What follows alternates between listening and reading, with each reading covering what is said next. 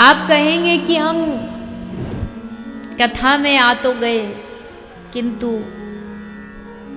पहले थोड़ा सा पहला दिन है तो बता दीजिए कैसे सुननी चाहिए, कैसे बैठना चाहिए, क्या नियम करना चाहिए। फलाहार करें कि भोजन करें, एक समय भोजन करें कि 2 समय खा के आ सकते हैं, कैसे करें। जमीन पे बैठे, ऊपर बैठे, कहा कोई तो विधि विधान होगा कथा सुनने का।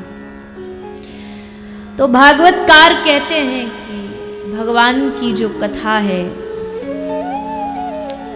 ये भगवान का जो सत्संग है, जो भागवत है, इसके लिए आपको भगवान ने कलयुग में बड़ी छूट दे रखी है। आज की भाषा में कहें तो बहुत डिस्काउंट ऑफर चल रहा है।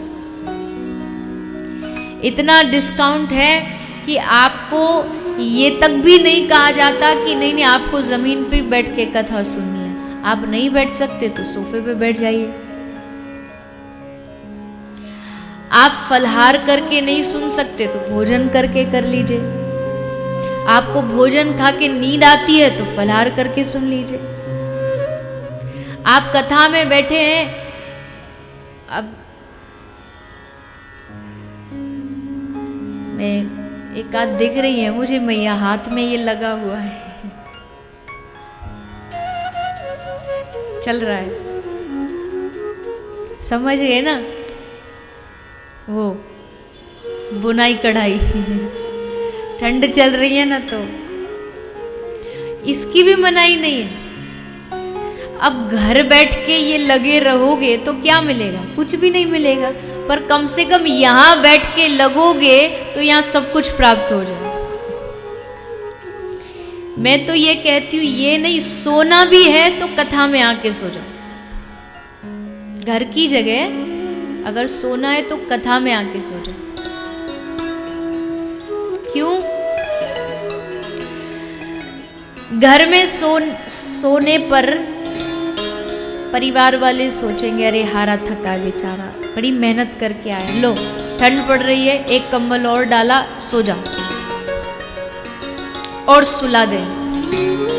पर यहां जब आप कथा में आएंगे, यहां जब कथा में आप कथा में आ भी गई नींद, आप सो भी गए, तो मेरी वाणी नहीं लेकिन सुखदेव जी की इस भागवत में इतनी शक्ति है कि एक ना एक दिन ये भागवत आपको जगा करके रहेगी। ये भागवत आप पर एक दिन ऐसी कृपा करेगी कि आपकी मोह निशा सब सोवन हरा। रामचरितमानस, जो मोह निशा में जन्मों जन्मों से सोए हैं वो निशा दूर हो जाए। इसलिए जो करना है कथा में आके करो। जो मैया बना रही है वो बुरा नहीं मानेगी, आपकी प्रशंसा हो रही है कि चलो घर से बढ़िया कम से कम यहाँ के करो तो कुछ तो फायदा। एक पंथ 2 काज, और एक पंथ नहीं 2 काज नहीं 3 काज। हाथ से ये बना लो, कान से कथा सुन लो, और जिव्या से हरे कृष्ण कृष्ण कृष्ण हरे हरे हरे राम 3 काज। एक पंथ 3 काज।